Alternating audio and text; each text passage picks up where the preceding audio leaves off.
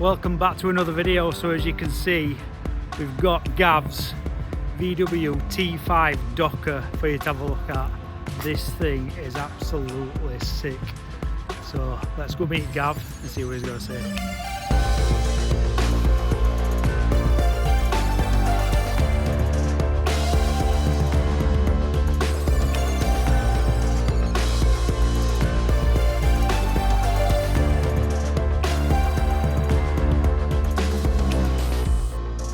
My name's Gav, I'm a bricklayer by trade. I've got a VW, they call them Dokas, some people call them crew cab pickups, but the German term is Doka. I've had it 10 years, originally it was silver, it's been like this for the last 2 years.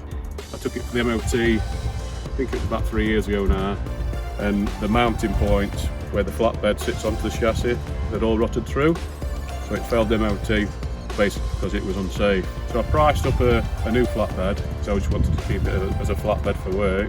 It was going to be about £3,000–4,000 to have one made, basically an aluminium one made. You have ambitions of doing things, but you never really get round to doing them. But I thought if I don't do it now or do anything to it, I never will. Bought a van off line, but I had a crash on the front end. I think I paid £700 for it, something like that. It was just a bare shell.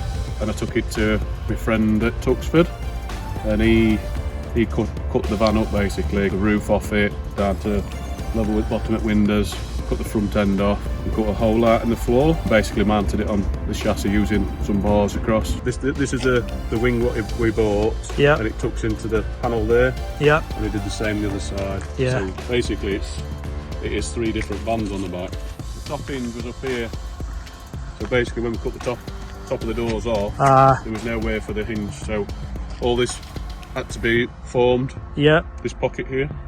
So he mounted it on there, and then he did a few bits of fabrication to the inside and strengthened the chassis rail up on the end where the tow bar is. He had to reform this part here. Because obviously we lost that hole, which is for the hinges, which was up there. So that was the cleanest and best way to do it, sort of thing.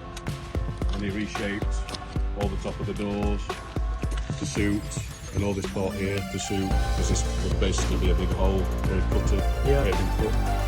And he reshaped all the top of the sides as well there, and just kept that body line going around to this point here, and then it goes less curved on the back. Aluminium plastic sandwich board. He did that just to basically, so if it did get damaged, it's cheap enough just to replace it. So did it all with the wrapped to bed liner just to make it a bit more tougher. Floor is composite decking. You don't have to paint it, you don't have to treat it, you don't rot. So basically that just sits on top of the rails what we put in. But yeah, we scraped all the underside off. He wrapped all the underside, same as what he put in the back. So it's all a bit more future-proofed underneath. And then it was time to pick a colour then. I seen this colour on a VW Polo and a VW Up. That's definitely the colour I want to go for. It's nice and bright, and blue's my favourite colour. As soon as you started painting it, you were like, definitely pick right colour there, mate, definitely pick right colour. The 20-inch wheels, they were the first thing I bought for the truck. And they were black with a diamond cut along there, and this was chrome. And after about 4 years, the salt and everything got underneath the clear coat, and it just like star glazed. I've got the original brakes on the back, which I bought new ones of, and then I upgraded the front ones to the biggest one they do on the Transporter. And they basically offer a 204 brake horsepower sports line. I thought the inside's going to have to be done now, and that was the next project. So I booked it in with Mike, and he's got a young lady who works with him, Anna at Colour Konsept, and she does the upholstery and the seat belts.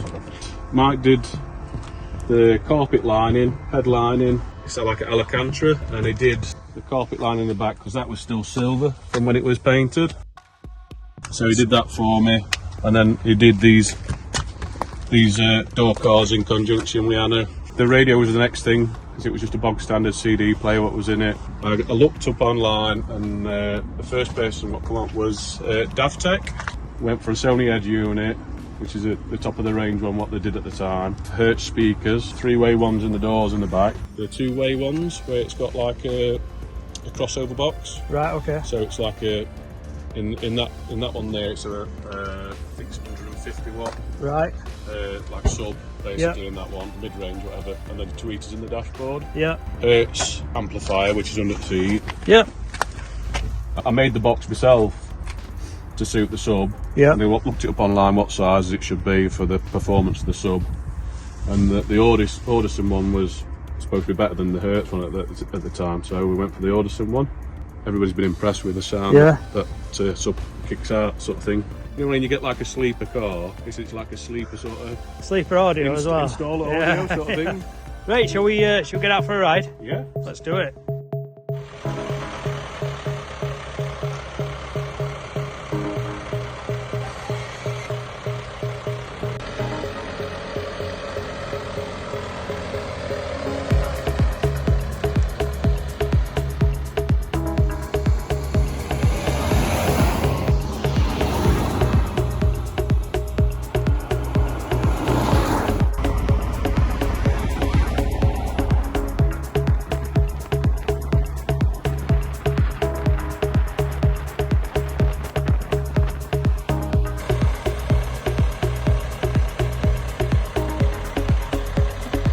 Right, Gav, thanks for coming up and seeing us. It's my pleasure, mate, for coming to see you, and I appreciate you putting me on your channel. No problem. I'd just like to thank my friends who did the body work. They don't want to be known, so they don't get loads of work from it. But they know who they are.